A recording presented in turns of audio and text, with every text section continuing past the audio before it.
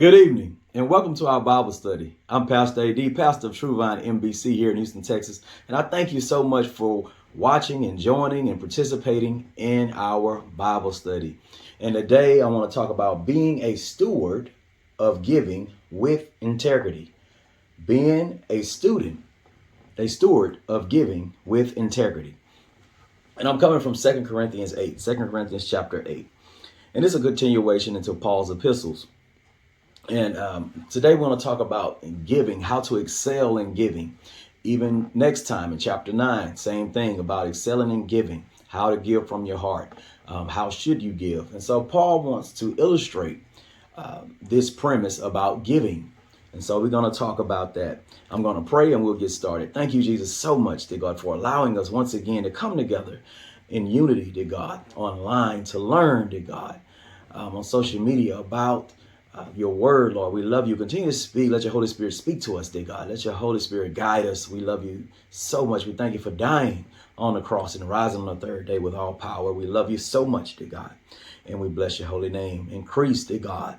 Increase, dear God, what we need to learn. Increase, dear God, the word, dear God, in our hearts, dear God. Increase it in our minds and our spirit. Man, we love you so much. In Jesus' name, amen.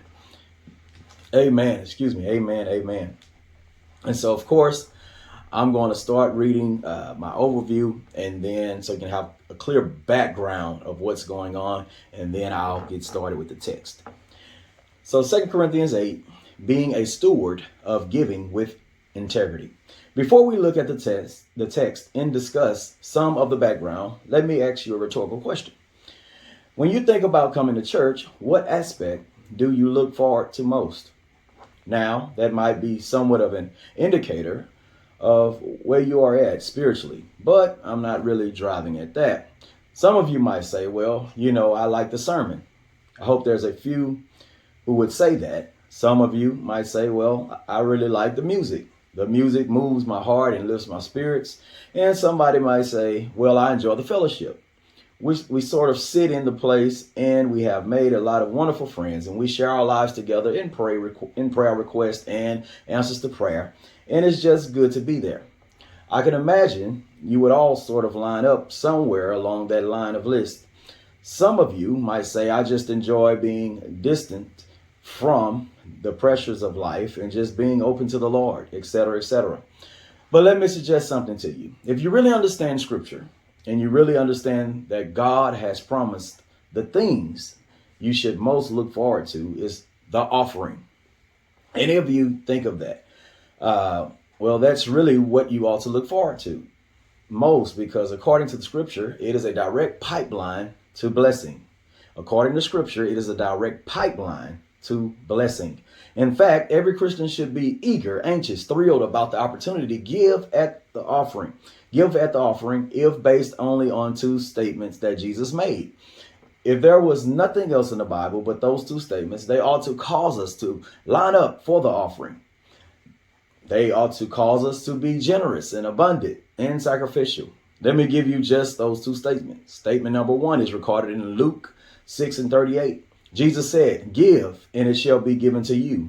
In good measure, pressed down, shaken together, runneth over. They will pour into your lap, for by your standard of measure, it will be measured to you. That's one. Now, some people might think that that's purely an Old Testament principle, an Old Testament idea that when you give, God pours out blessings in return, but it's not. You'll find the same principle in 2 Corinthians, the 9th chapter, and we'll definitely get into that next time, but I'm going to tell you the scripture. The 9th chapter in the 6th verse. He who sows sparingly shall reap sparingly. He who sows bountifully shall reap bountifully. So it's the same principle. God is going to measure out to you in accord with what you've measured out in your giving. And if you give a lot, you receive a lot.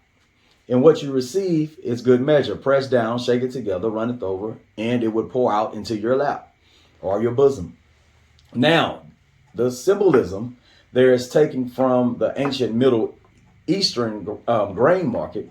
And the people would literally go into the grain market ready to receive a lap full of grain. And here's how it worked. Both men and women wore rather a loose material garment that when all that went all the way down to their feet, and it was belted with a sash. When they went into the grain market, they would simply pull some of the garment up through the sash, and they would make it sort of a blouse effect. They would take two hands and pull that up, and they would create by that a huge pocket. And that's why the Bible says it would pour out into your lap, because that's exactly what happened. They would fill that garment with grain. We have that very thing specifically noted for us in the wonderful story of Ruth back in Ruth chapter 3. I'll just read you the 15th verse. It says, "Give me the cloak that is on you and hold it." And that's exactly what they did. Hold your cloak out. So she held it out, and he measured 6 measures of barley and laid it on her, and she went into the city. She would pull her garment. 6 measures of barley were poured in, and away she would go carrying this abundance of grain. That is the imagery of Jesus' words in Luke chapter 6. God wants to fill your lap with abundant blessings to overflowing.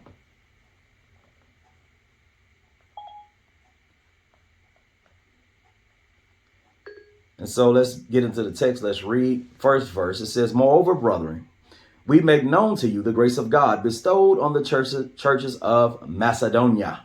So let's stop right there. He uses them as an example, Macedonia.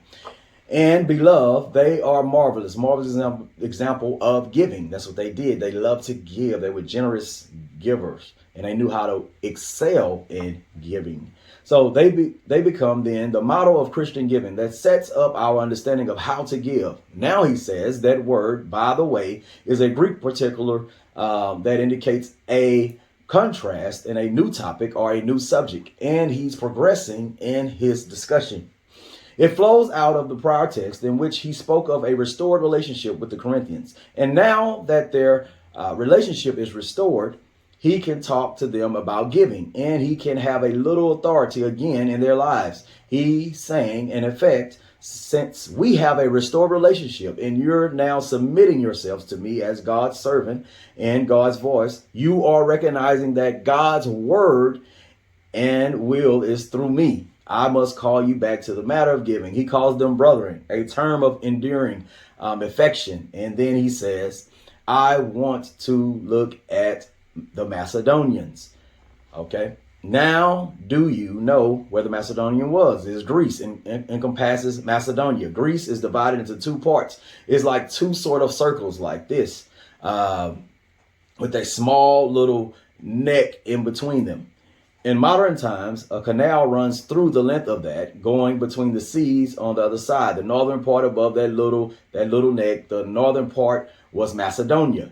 And Macedonia was the north part of Greece. There were basically 3 churches in Macedonia that he's speaking of here. The church at Philippi, to which Philippians was written, the church at Thessalonica, which received the 2 Thessalonian letters, and the church of Berea. Those 3 churches were the churches of Macedonia. Now, Macedonia was the ancient kingdom of Alexander the Great that had now come under Rome control. It included all the northern provinces of Greece. Now, let me tell you a little about these churches, just a very brief word or two, and we'll see some more as we go. There's nothing in the Thessalonian letters, and there's nothing in the Philippian letter dealing with the rich.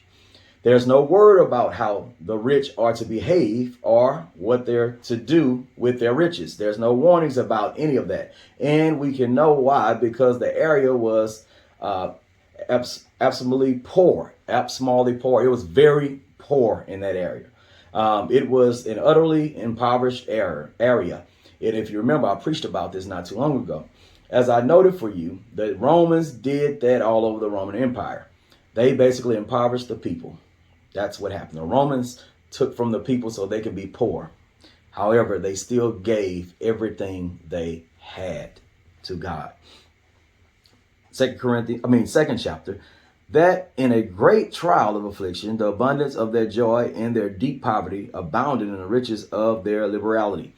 Okay, stop right there. Abundance means surplus. In spite of their difficult circumstances, the church's joy rose above their pain because of their devotion to the Lord and the causes of his kingdom. Deep means, according to the depth or extremely deep. Poverty refers to the most severe type of economic deprivation, the kind that caused a person to become a beggar. The Greek word for liberality can be translated generosity or sincerity. It is the opposite of duplicity or being double-minded. The Macedonian believers were rich in their single-minded, selfless generosity to God and to others. So that's how they gave richly. Third verse, for I bear witness that according to their ability, yes, and beyond their ability, they were freely willing. So they were freely willing to give. Paul highlighted 3 elements of Macedonia's giving, which sum up the concept of free will giving. This is the first one. They gave according to their ability. Giving is proportionate. God sets no fixed amount or percentage and expects his people to give based on what they have. Luke 6:38. Okay. Then in 1 Corinthians 16:2. B, they gave beyond their ability. Giving is sacrificial. God's people are to give according to what they have, yet it must be in proportions that are sacrificial. C, the last one. They give freely willing, one who chooses his own course of action. Giving is voluntarily. God's people are not to give out of compulsion, manipulation, or intimidation. Free will giving is not to be confused with tithing, which related to the national taxation system of Israel and is paralleled in the New Testament and the present by paying taxes. So give freely, give from your heart, give freely, give from your heart. Verse 4, imploring us with much urgency that we would receive the gift and the fellowship of the ministering to the saints. So stop right there. Gifts means grace. Gifts means grace. So the Macedonians, Christians, implored Paul for the special grace of being able to have fellowship and being partners and supporting the poor saints in Jerusalem. They viewed giving as a privilege, not an obligation. They viewed it as a privilege, not as an obligation.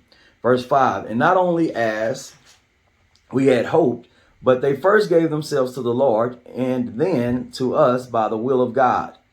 So the response of the Macedonian churches was for more than Paul expected. Okay, far more than Paul expected.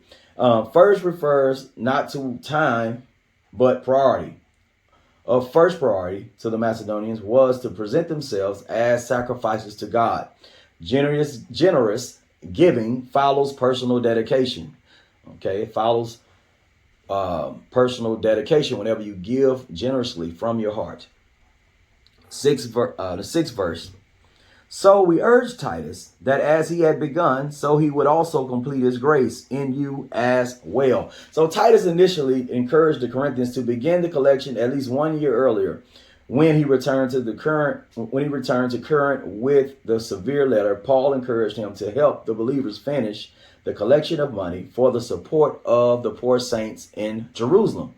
So they would take up a collection and give to the poor saints in Jerusalem, the Church of Macedonia. So whatever the Church of Macedonia received, the gifts they received from other churches, they would take that and go run out. They would literally run out to find poor people and give it all to them. They wouldn't keep anything for themselves. They would just give it to them because God would continue to supply because there was demand in Macedonia. So where there's demand, God will supply. And so God was supplying that church consistently and constantly. I mean, he was constantly supplying his church, and they would, every time they receive a gift, they would run out and find somebody that's poorer than them, because they were poor also, but impoverished, and they would give to them. I mean, they would give to them every single thing they had. And that is so sweet. That is so kind and generous from the heart. And we need more people like that today in the church to give regardless. Just give generously. Give from your heart. 7th verse. But as you abound in everything, in faith, in speech, in knowledge, in all diligence, and in your love for us, see that you abound in his grace also. So the giving of the Corinthians was to be in harmony with other Christian virtues that Paul already recognized in faith. Faith, sanctifying, trust in the Lord's speech, sound doctrine, knowledge, the application of doctrine, diligence, eagerness, and spiritual passion and love, the love of choice, inspired by their leaders. So this was very inspiring. This was very inspiring. Their leaders inspired them, and they were inspiring because they gave. I mean, they truly gave from their hearts. Verse 8. I speak not the commandment, but I am testing the sincerity of your love by the diligence of others. So free will giving is never according to obligation or command. It's from your heart. It's what you have in your heart, what you want to give to the Lord, what you want to give back to the Lord, what you owe the Lord what's due. You give, and not just money. However, your time, your efforts, your talents. These are the things that you give to the Lord, which means giving to your church or other churches that's around. 9th verse. For you know the grace of the Lord Jesus Christ, that though he was rich, yet of your sakes he became poor, that through his poverty might become rich. So a reference to the eternality and the preexistence of Christ. Ask the second person of the Trinity. Christ is as rich as God is rich. He owns everything and possesses all power, authority, sovereignty, glory, honor, and majesty.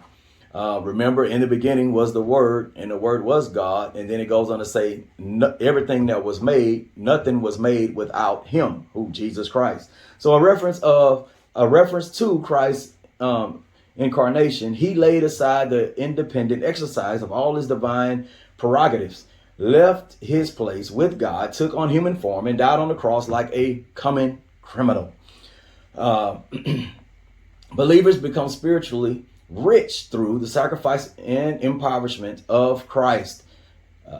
They become rich in salvation, forgiveness, joy, peace, glory, honor, and majesty. They become joint heirs with Christ. Verse 10. And in this I give advice. It is to your advantage not only to be doing what you begin and were desiring to do a year ago. So Paul was not commanding the Corinthians to give any specific amount. It was his opinion, however, that it was to their advantage to give generously, so they might receive the abundantly more from God in either material blessings, spiritual blessings, or eternal reward. So that's why they gave. They gave that they might receive abundantly more from God in either material blessings, spiritual blessings, or eternal reward. Those are the three reasons why the Macedonia gave so generously.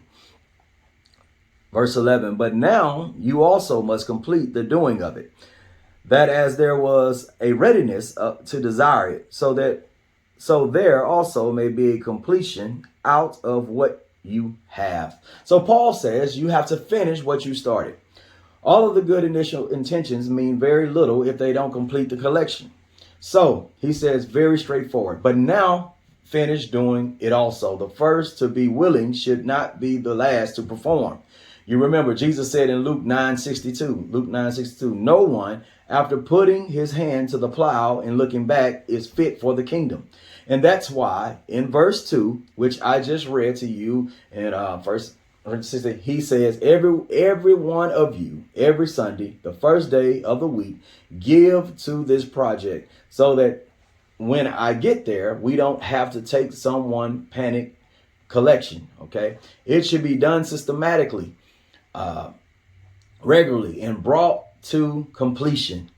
Now you say, well, what stalled the thing? I mean, they started out doing it. What stalled it? Well, somebody might say natural apathy. They just put it on the back shelf. Just got disinterested in it. Somebody might say they were slacking off by distraction. Other issues arose. Other matters concerned them. And having been Christians now for a little while, maybe they lost a little of that first. And they wanted to put some money back into some things that sort of made their life more comfortable. And that was what they would have otherwise given to the kingdom. They were increasingly being distanced from initial impulses. And you hear people say, if you want to have your people continue to give, you have to keep whipping them and you have to keep reminding them because they soon forget. And there's certainly truth in that. But most likely, while those sort of natural tendencies are reality and must be faced, it is far more likely that they had stopped their process because they had been influenced by false apostles attacked on Paul. Because one of the things that they said about Paul was that he was in the ministry for money. So you can see how that can be offensive. They said you cannot trust that man. He is a deceiver. So the fact that Paul had been assaulted as to his integrity in regard to money, no doubt cooled the whole thing, because they would be worried that he would somehow be padding his own pockets at their expense. But now, since Titus has gone and Titus has told them the truth about Paul and relationship has been restored and the confidence is back, it's time now to finish the project.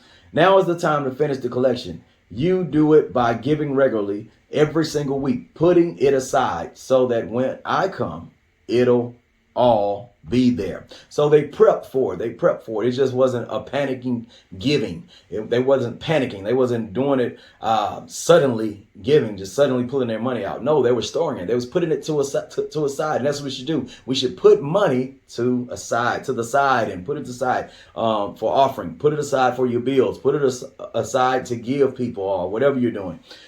So that's what we should be doing, preparing to give, not just suddenly when Sunday comes, just throw stuff in the plate. No, we don't do that. You put it to a side. What's due to God is for God. Okay. What's due to Caesar is for Caesar.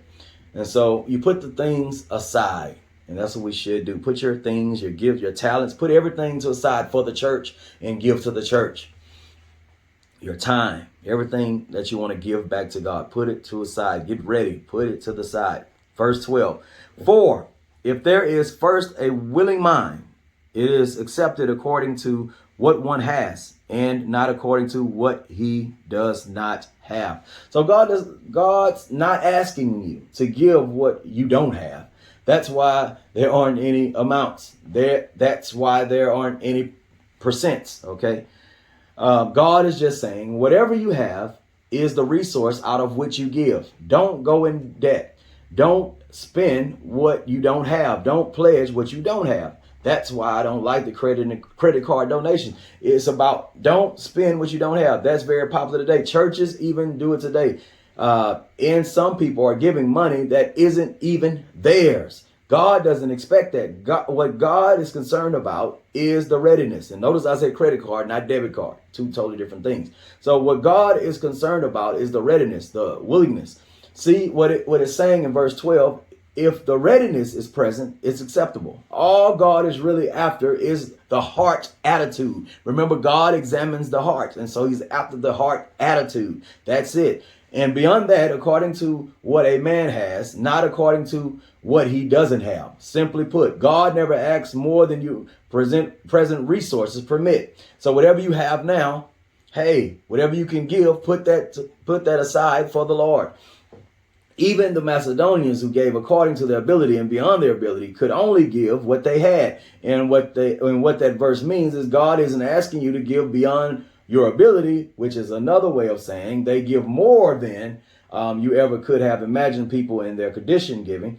God is not asking you to impoverish yourself. He's not asking you to give till you just lose everything. He's not that's crazy. He's not doing that. That's why he gave us common sense. The Macedonians did that. They had an unusual grace from God to do that. But God is not asking you to give beyond your ability. He may choose to do that. You may choose to structure your life in some way, because your heart is so given over to the purpose that have been brought before you, the growth of the kingdom in the church. You may choose to do that, and you may choose to go over and beyond. Some of us want to have that heart to go over and beyond, but if that's not you, that's not you.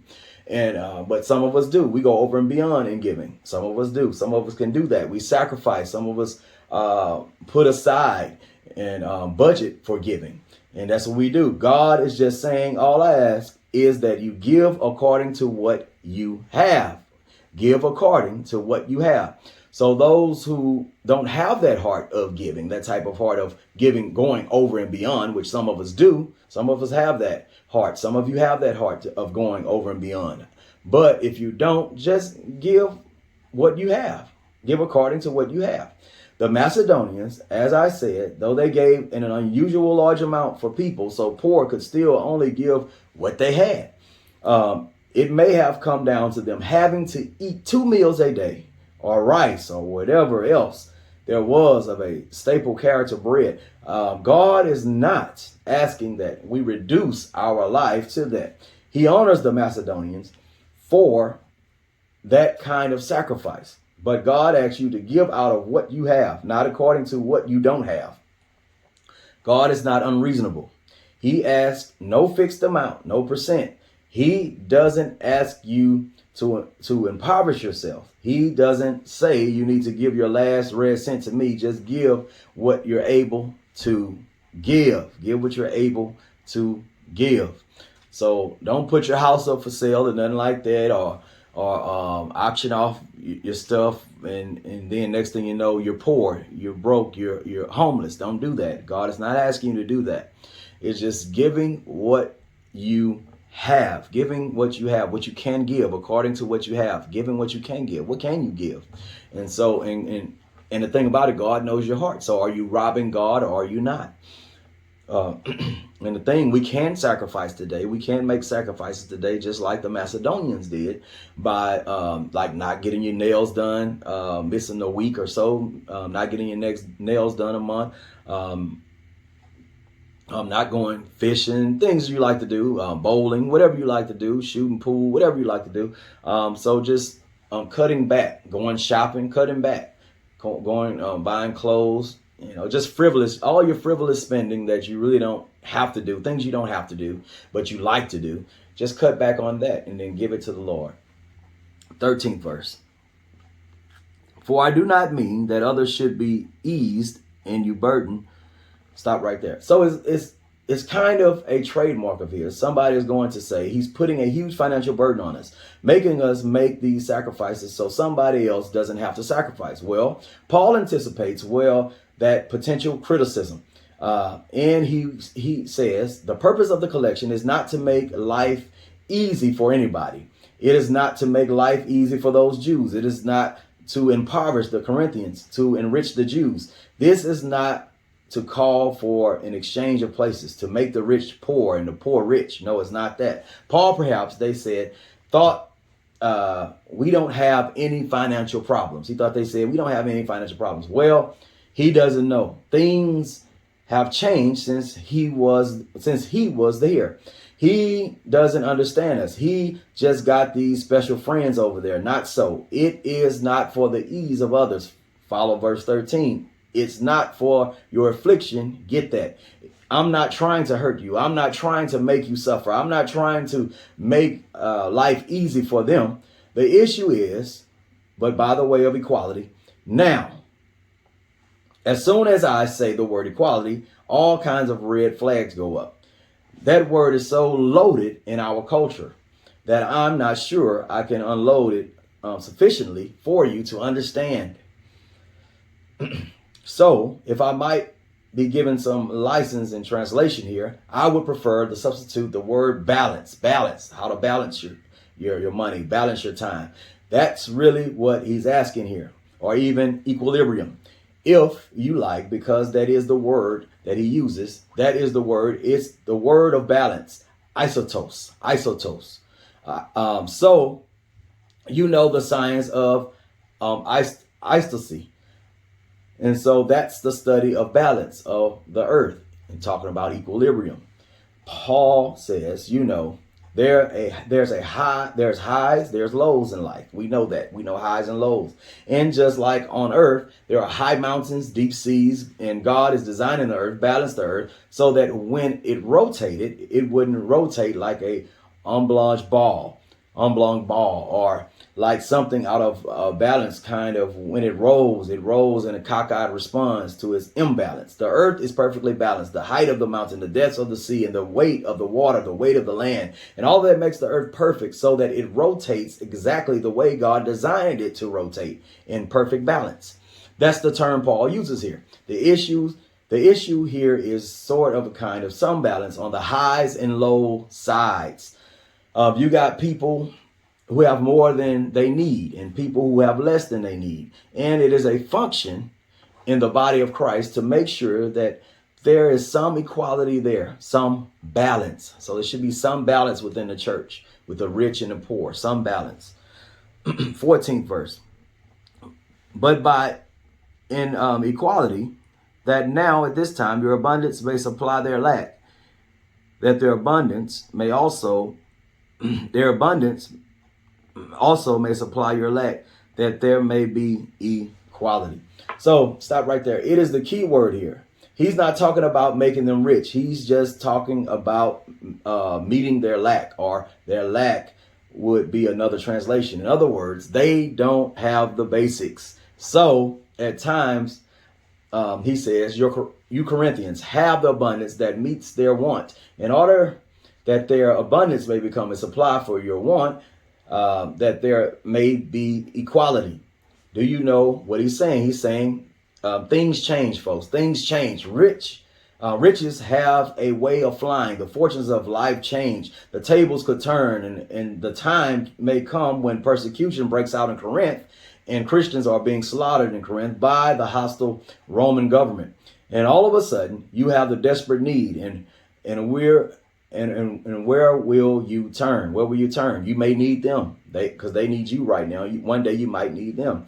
Bottom line, you know where you've been, but you don't know where you're going. You will turn to the brothers and sisters in Jerusalem, and they will hear of your plight, and you having supplied their lack. Their hearts will be ready to supply your lack. That's how it is in life, that there may be balance. There may be balance. So remember what others have done for you. So do for others and help them. Do for churches, help them, because you never know what tomorrow holds. Verse 15, as it is written, he who gathered much had nothing left over, and he who gathered little had no lack. So that's the issue. And then he illustrates it in verse 15, as it is written, he who gathered much didn't have too much, and he who gathered little had no lack. That's a wonderful statement. He just says it works out this way. And you have much, don't have too much anymore, because you gave to the one who didn't have enough. It's just a balance. But the interesting thing about verse 15 is the little statement, as it is written, because it's a direct quote from the Old Testament. In fact, when you look at Exodus 16, do you remember the children of Israel were wandering in the wilderness and, of course, needed to have provision? God brought them water from the rock and brought them manna from heaven to feed them. Well, this is about that. Exodus 16, verse 14. There was a layer of dew in the morning. They got up one morning and there was a layer of dew all around the camp of Israel out in the desert, in the wilderness. And so when they came out, verse 14, the layer of dew evaporated. It doesn't take long when the sun comes out in part of the world, it evaporates the dew. And it says, behold, on the surface of the desert of the wilderness, there was a fine flake-like thing. That's an interesting translation. Fine as the frost on the ground. A fine flake-like thing was there. And when the sons of Israel saw it, they said to one another, what is it? You know why? There had never been anything like it. Never been anything like it. It didn't. Are you ready for this? It didn't come from a plant. Okay. It didn't come from a plant. It didn't come from an animal. It came from who? God. That's who it came from. God. It was God who made it. The closest thing would be angel food cake or something like that, I suppose, with a slight variation. So something in that vernacular. Verse 16. But thanks be to God who puts the same earnest care for you into the heart of Titus. So this is the great affirmation that Titus is in this thing also. You see, Paul was the leader, the dominating force, this hard driving man, this great mind, this visionary, this man able to embrace the whole of redemptive purposes of God, the plan of God doctrinally, and also to embrace the whole of the church. He was bigger than life, but Titus was more like them. We never hear him preach. We don't have any of the sermons in scripture. We don't see him leading any meetings. He's just always serving.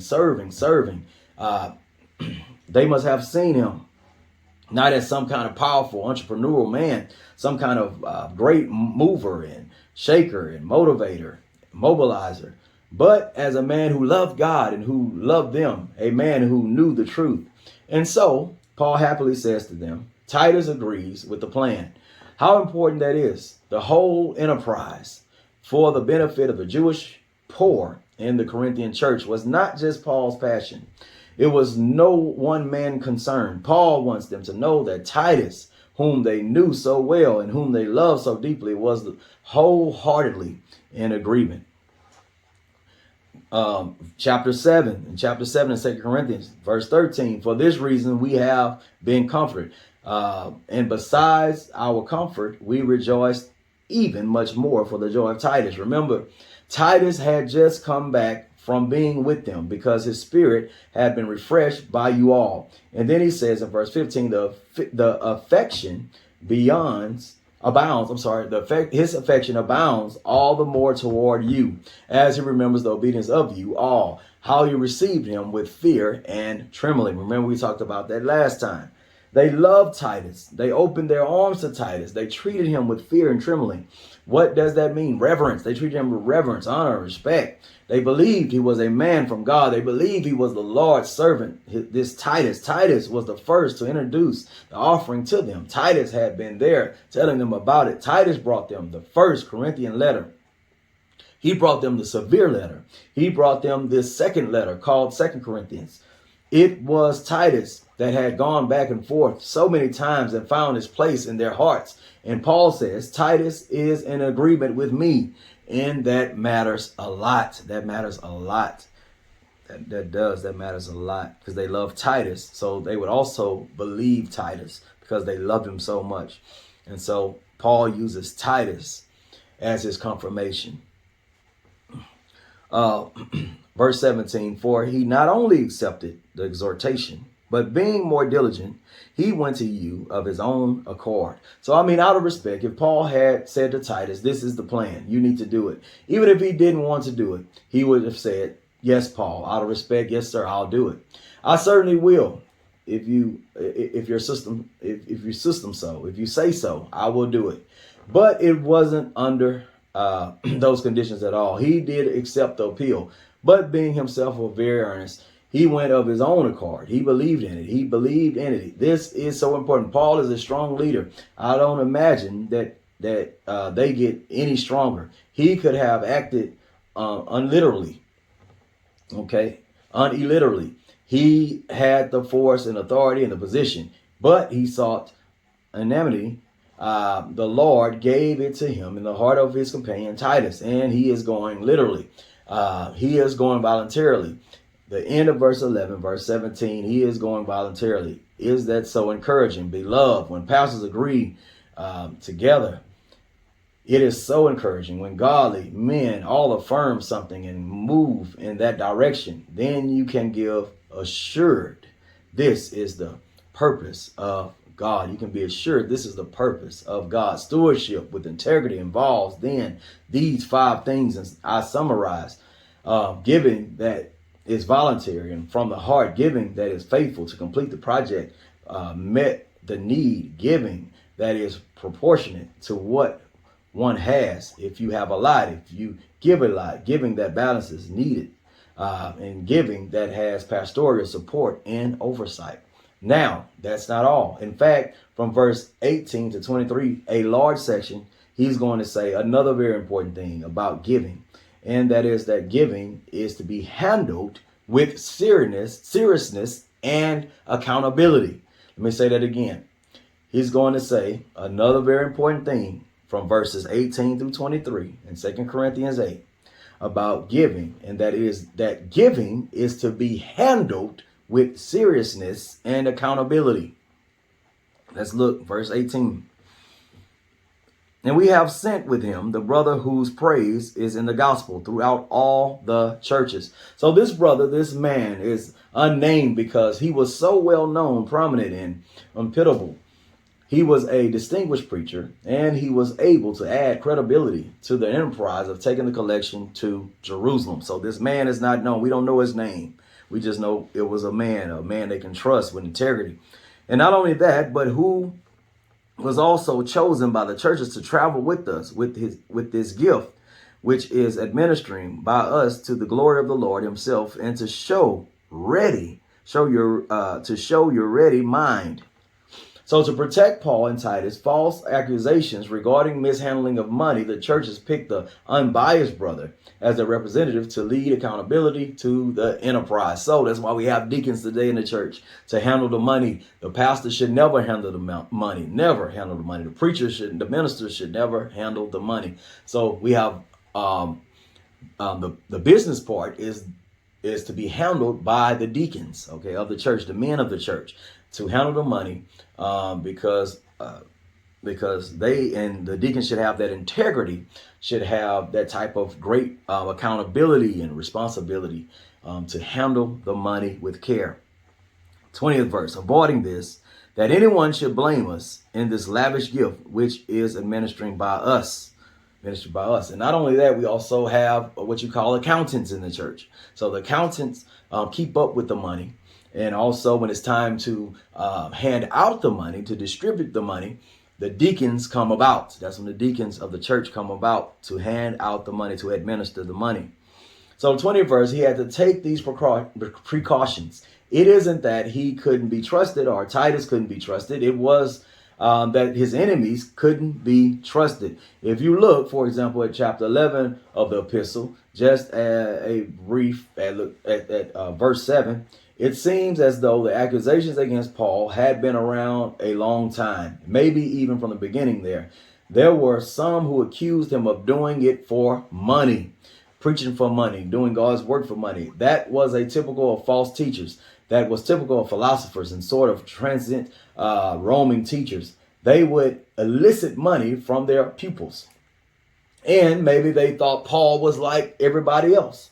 He was just in it to make a buck, just in it to get rich. And he was clever enough to be more successful than others in order that he might be richer than others. But look what he says in this verse 7 of 2 Corinthians 11. It kind of indicates that from the very start, he was sensitive to this accusation. He said, Paul says, did I commit a sin in humbling myself that you might be exalted because I preached the gospel of God to you without charge? So from the very beginning, you remember back in 1 Corinthians 9, he said, I had a right to take money. I had a right to take money. Paul had his right. He was working for God. He was doing a work, but I didn't take it. I did not want to make the gospel chargeable to you. You had too many people coming along teaching you and taking your money. You had too much of that. I didn't want to get cast in that same light. He didn't want to be put on that type of pillar. He didn't want to be put on that type of stage. In fact, just to sustain my ministry, he says in verse 8, and it's a little bit tongue to our cheek, I robbed other churches. That implies to me that somebody had accused him of robbing them. So he was using sarcasm. And he sort of playing off of that a little bit of sarcastically says, I had to rob other churches and take wages from them to serve you. And when I was present with you and wasn't in need, I was not a burden to anyone. Even when I had a need, I didn't tell you about that need. For when the brethren came from Macedonia, they fully supplied my need. And in everything, I kept myself from being a burden to you and will continue to do so. Apparently, from the very beginning, there was this idea that Paul was in it for the money. And from that start, he dealt with that by taking nothing from them. 21st verse. providing honorable things, not only in the sight of the Lord, but also in the sight of man. Better rendering is having a regard for what is honorable, or take into consideration what is honorable. Paul cared greatly about what people thought of his actions, especially considering how large the gift was. Verse 22. And we have sent with him our brother, whom we have often proved diligent in many things, but now much more diligent because of the great confidence which we have in you. So a third member of the delegation sent to deliver the gift, also unnamed. Okay, so Paul, bottom line, Paul didn't want to put his name, he didn't want to have a bad look. Okay, he had integrity. He loved God so much, and so he had a right to take money from people when it was offered to him. However, he didn't. He decided not to, and that was his choice. However, he didn't want. They were already accusing him of stealing money from the beginning, and so he didn't want to make that issue. To make that a greater issue than it was already. Put it like that. 23rd verse. If anyone inquires about Titus, he is my partner and fellow worker concerning you. Or if our brethren are inquired about, they are messengers of the churches, the glory of Christ. So Titus was Paul's partner, his close companion and fellow laborer among the Corinthians. They already knew of his outstanding character. The two men who went with Titus were apostles in the sense of being commissioned and sent by the churches.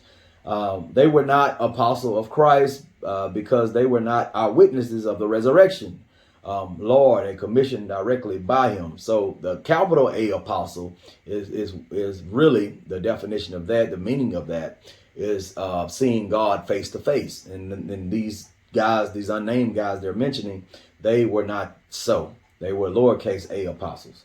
The greatest of all commendations is to be characterized by bringing glory to Christ. Such was the case of the two messengers. Verse 24. Therefore, show to them and before the churches the proof of your love and of our boasting on your behalf. So look, we even taking all the precaution. We've taken all of they've taken all the precaution. We've given you all the instructions, given voluntarily, give according to the proportion of what you possess. Give to complete the situation. Give unto the leadership of godly men that are involved. Give trusting in the integrity of how it is handled. Therefore, give and do it openly. Literally, the Greek says, in the faces of the churches. Let everybody see how generous you are. Let everybody see how good of a giver you are. Let them see the proof of your love. You say you love, prove it. Greater love hath no man than this, that a man lay down his life for his friend. Jesus said, by this shall all men know that you are my disciples, if you have love one for another.